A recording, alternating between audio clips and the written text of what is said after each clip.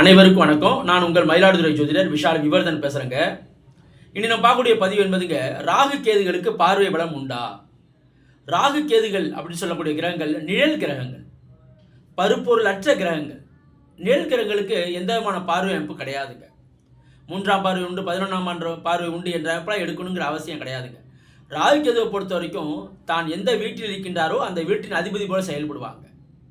தன்னை பார்த்த கிரகத்தினுடைய தன்மைகளை எடுத்து செயல்படுத்துவாங்க.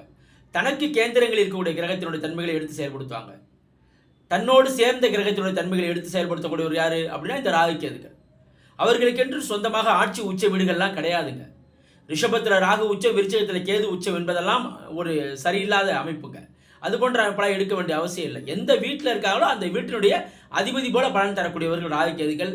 அதனால் ராகு கேதுகளுக்கு அறவே பார்வை பலம் இல்லை.